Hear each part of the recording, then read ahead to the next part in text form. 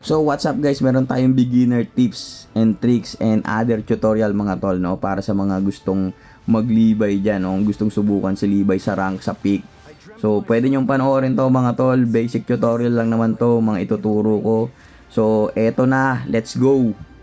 So umpisa na natin sa passive niya mga tol, yung Way of the Sword. So pag naka-4 na stack ka dyan, mag-activate yung ulti niya. Pag nakumpleto mo yan, may additional damage ka sa mga normal attack mo. So i-hit mo ng i-hit yan sa mga monster, sa hero. So para mag-reset lang yung cooldown. Sunod naman natin mga tol yung first skill niya. So ano ba yung ginagawa ng first skill ni Libay mga tol? So pag tinamaan yung kalaban ng 2 beses ng first skill mo, so may stand din yan, may mini stand din yan mga tol. O magkakaroon ka ng 2 stack.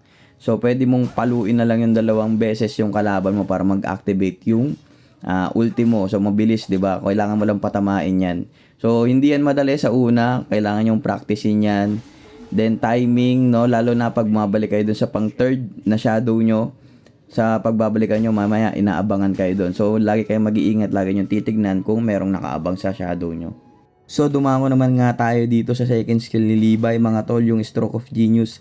So pag na-activate nyo yan, tapos nandyan yung kalaban sa loob, damage yan, tapos super slow, minus defense yan mga tol. So pampalambot din yan.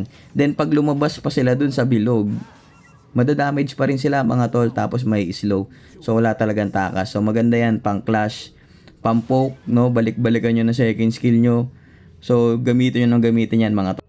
So ito na nga mga tol yung ultimate ni Libay. So gagana lang to mga tol, no, kapag nakapag 4 stacks na kayo ng passive niya. So magagawa nyo yun pag nakahit kayo ng monster, ng hero, ng jungle creeps. And then kapag tumama yung first skill nyo na 2, pwede pa kayong pumalo ng 2 para ma-activate nyo. So ganun yun mga tol. Pero mahirap yan kapag clash or maraming CC mga tol. So hindi nyo basta-basta magagawa yan. Kaya ang tip ko sa inyo mga tol, humanap kayo ng malapit na jungle camp. Doon kayo magpa-stack, tapos balikan nyo ng first skill nyo. So mahaba naman yung dash neto ni Libay, matagal din yung time yan bago ma-expire. So pwede nyo ipamasok yan sa clash, tapos sabayan nyo na second skill, tapos ulti. So ganun lang yun mga tol. May hirapan kayo dyan sa una, talagang mangangapa kayo, pero practicein nyo lang ng practicein yan mga tol, master nyo din yan.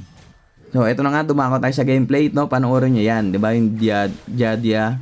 So ayan, nagtago lang tayo sa bush, nag-stack tayo dyan sa jungle creeps na yan, diba? Nagre-reset siya, no? So first skill, second skill, ulti, dali na agad, diba? Deadbox agad. So ganun lang mga tol. So masterin nyo lang yan, timing, no? Kailangan tignan nyo yung shadow nyo na pabalik, dapat wala nag-aantay dyan. So eto yung susunod na clip, tignan nyo maigi, no, yung gagawin ko dyan. So first skill, tas first skill ulit, second skill, o 2 beses yung damage yung luban doon kasi lumabas pa yun sa bilog, no? So ganun nag-work yung second skill ni Libay mga tol. So ganyan lang, poke lang kayo, micro lang kung hindi nyo kaya talaga. So maraming pang counter dito kay Libay mga tol. Sa dulo ng video ayan, sasabihin ko yan sa inyo. So ganyan lang, no?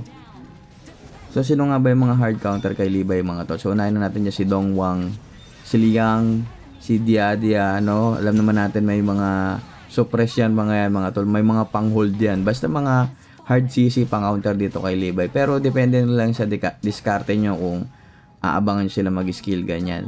Tapos depende na rin sa support nyo kung magaling mag-support, no? Ako kahit na nakikita ko sila nagpipick ng ganyan, pumipick pa rin ako ng Libay kasi alam ko naman kung paano sila counterin, kung paano pumasok sa clash. So matututunan nyo yun eventually pagka na-master nyo na si Libay, ganyan.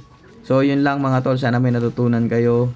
Bye, pa-share na lang mga tol. Let's go!